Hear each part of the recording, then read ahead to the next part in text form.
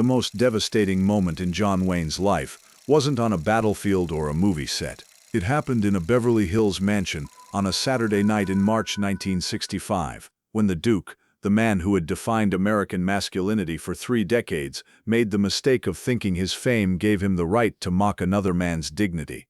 What followed was 3 seconds of absolute silence, one small gesture that carried the weight of moral judgment, and the complete destruction of John Wayne's reputation among the people whose respect he valued most. Dean Martin didn't throw a punch. He didn't raise his voice. He didn't deliver a lecture about tolerance and decency. He simply stood up from his chair, looked John Wayne in the eye with the kind of disappointed disgust usually reserved for something you'd scrape off your shoe, and walked out of the party. But in Hollywood's intricate social hierarchy, that single gesture was more destructive than any public scandal, more humiliating than any bad review, more devastating than any box office failure. Because when Dean Martin, the coolest man in America, decided you weren't worth breathing the same air, everyone else got the message. And the message was simple. John Wayne had crossed a line that no decent person could forgive.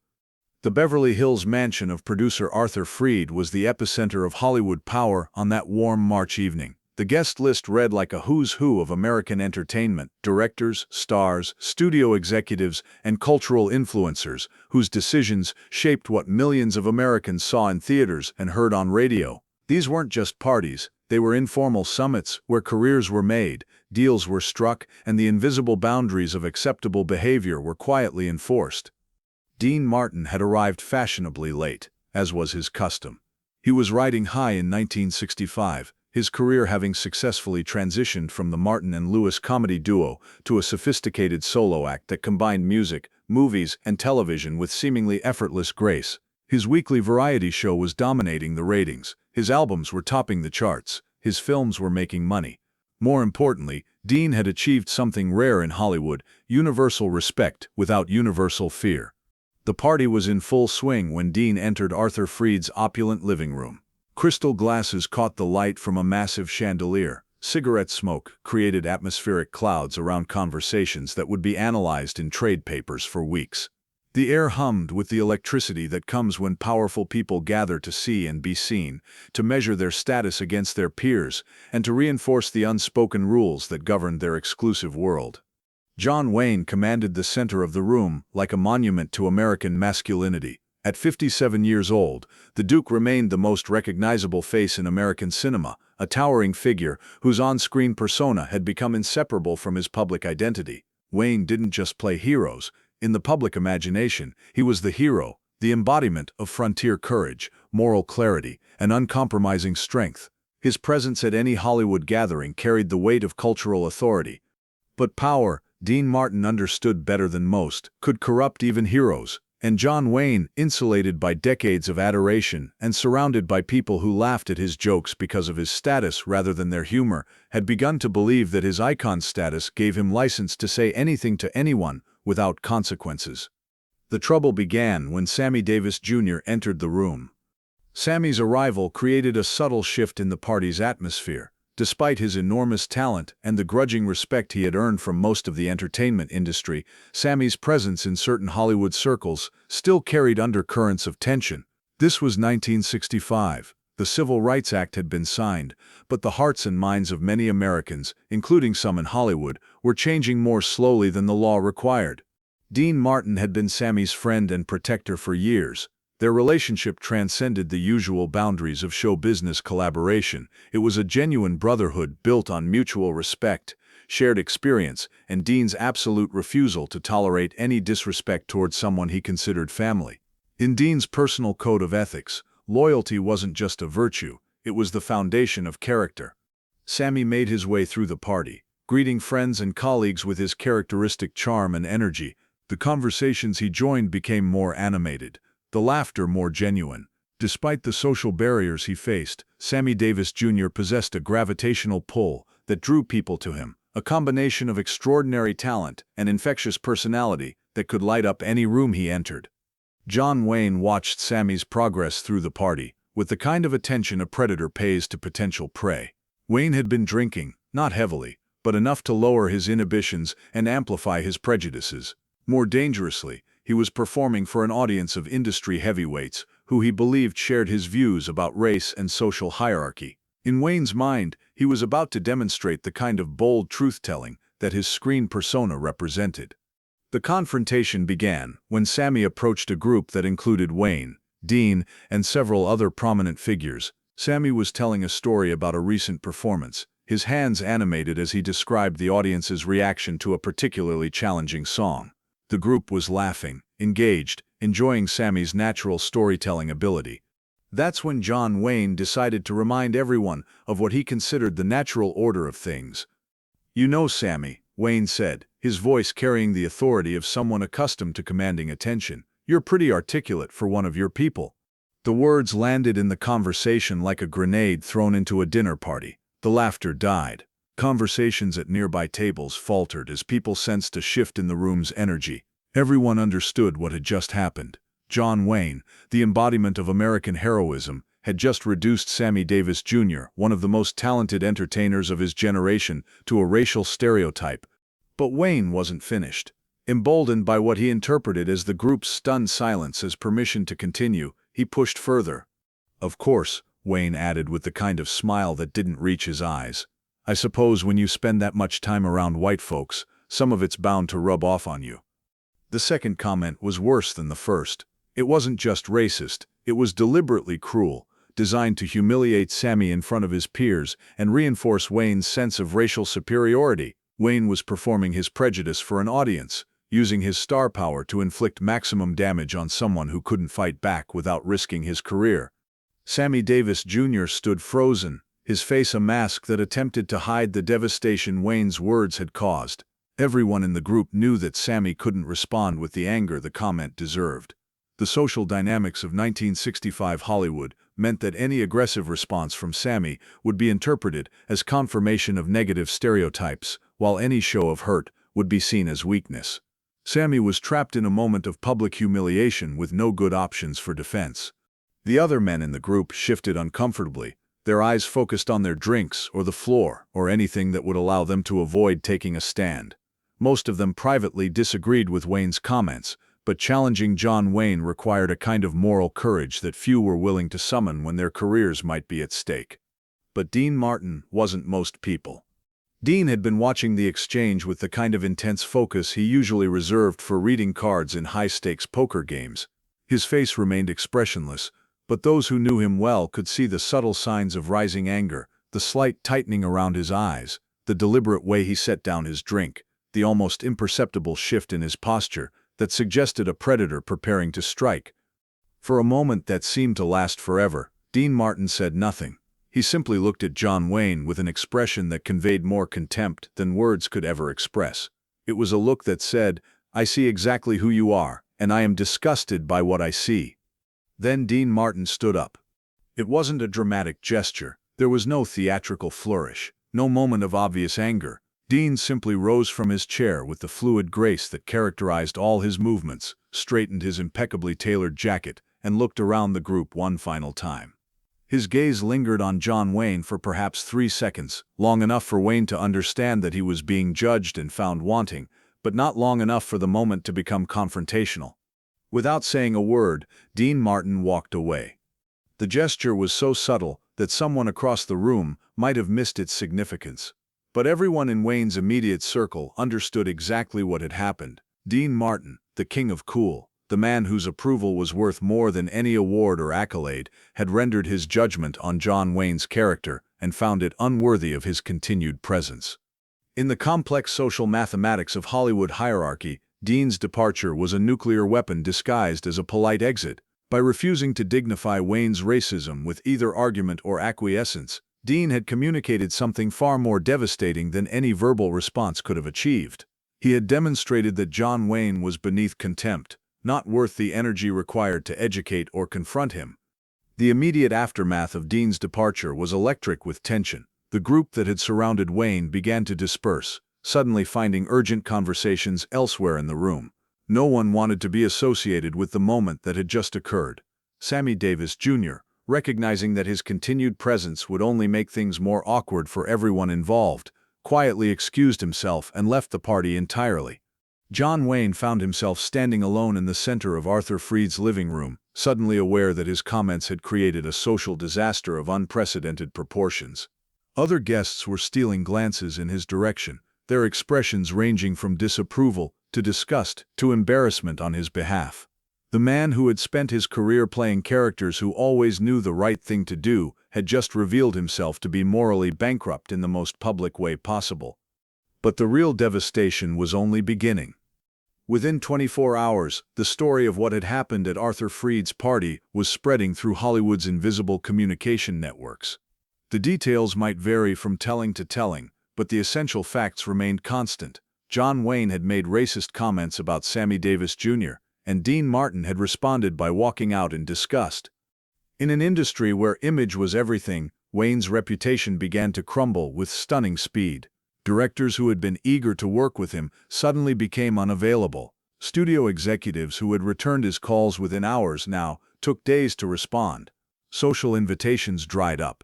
The informal networks of power and influence that had sustained Wayne's career for decades began to treat him like a pariah. The most damaging aspect of the scandal wasn't the initial incident, but the way it revealed a pattern of behavior that many people had overlooked or excused in the past. Stories began to surface about other occasions when Wayne had made similar comments, other moments when his prejudices had been on display. What had once been dismissed as John being John now appeared in a different light, as evidence of character flaws that were incompatible with heroism. Dean Martin never spoke publicly about the incident. He didn't need to. His action had communicated everything necessary about his values and his friendship with Sammy Davis Jr. More importantly, Dean's refusal to engage in public finger-pointing or moral grandstanding made his gesture even more powerful. He had acted on principle, rather than for publicity, and everyone in Hollywood understood the difference.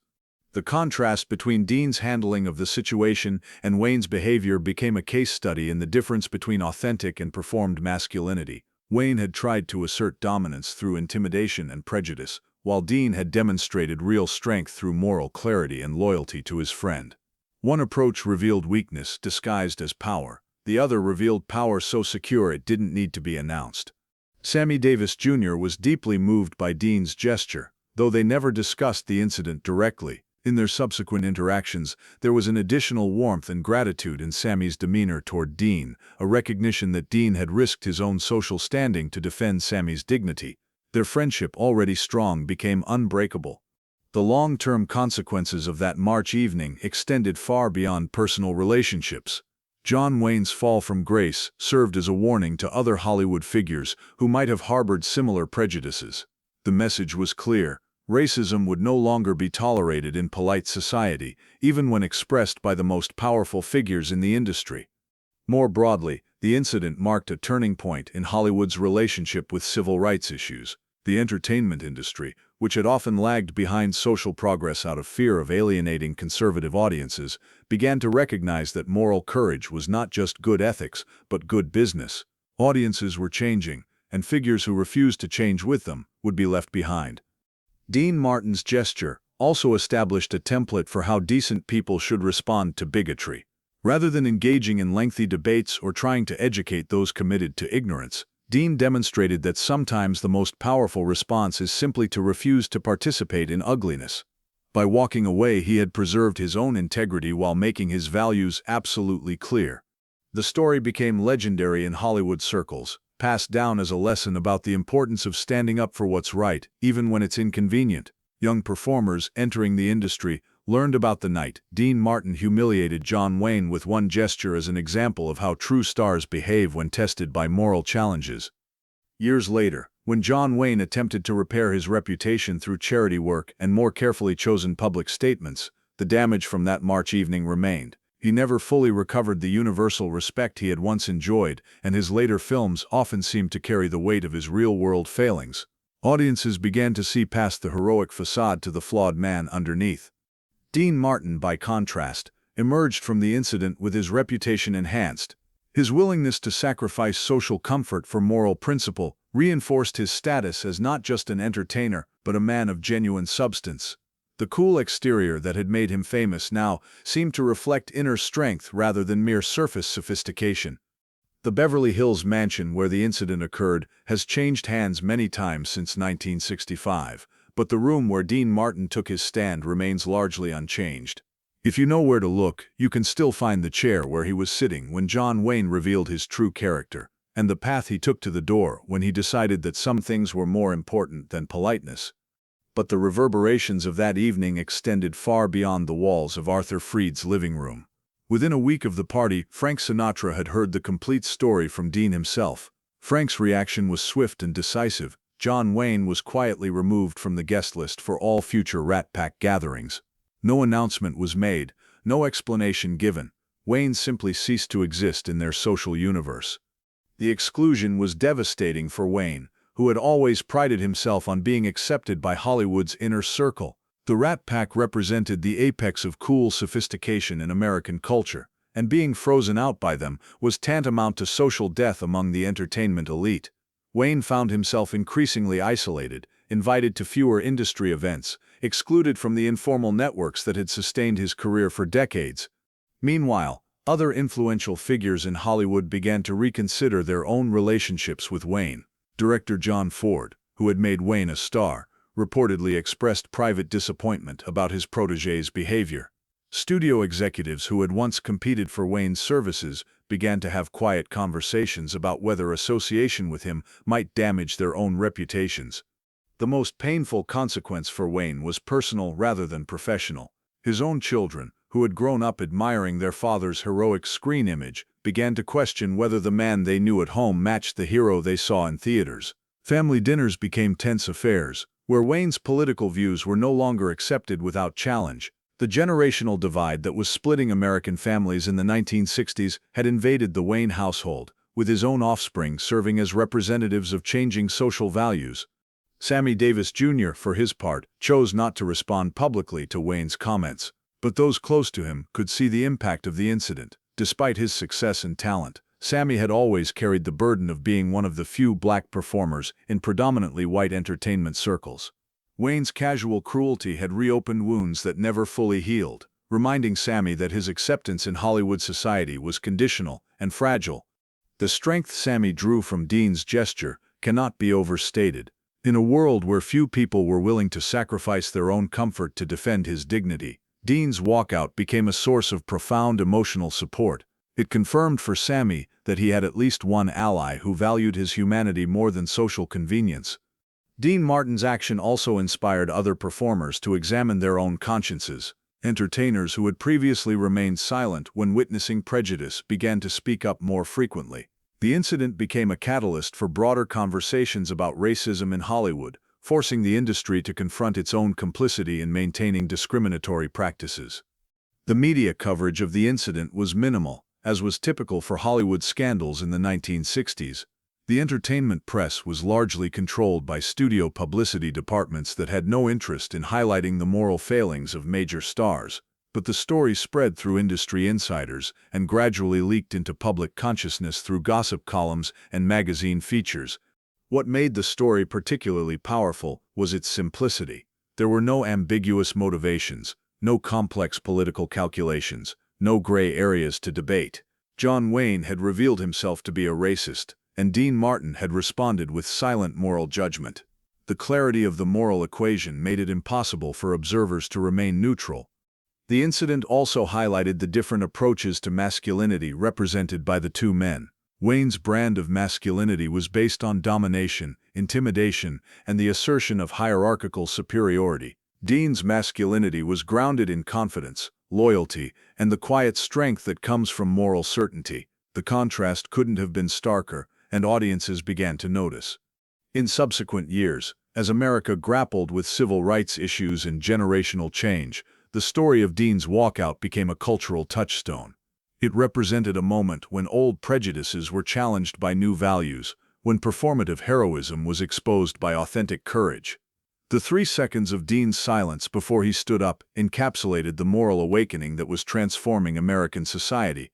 John Wayne's attempts to rehabilitate his image in later years were hindered by the persistence of that story. Every time he tried to portray himself as a defender of American values, critics would point to the night he had attacked Sammy Davis Jr.'s dignity. The incident became an indelible stain on his legacy, a reminder that private character ultimately matters more than public persona.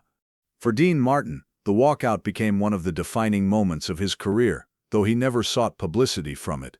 The gesture reinforced his reputation as a man of integrity who couldn't be bought, intimidated, or corrupted by the power structures of Hollywood. It demonstrated that his legendary coolness wasn't mere style, it was the external manifestation of unshakable inner principles. In the end, the night Dean Martin humiliated John Wayne with one gesture became a defining moment for both men and for Hollywood itself. It demonstrated that authentic heroism couldn't be performed, it could only be lived, one moral choice at a time, and it proved that sometimes the most powerful weapon against hatred isn't argument or anger, but the simple refusal to breathe the same air as those who practice it. The 3 seconds of silence before Dean stood up became 3 decades of consequences for John Wayne, a reminder that in the court of public opinion, character matters more than charisma, and dignity is more valuable than fame. Dean Martin walked out of that party, carrying more than just his coat. He carried with him the knowledge that he had done the right thing at the right moment, and that sometimes that's all the victory a decent person needs.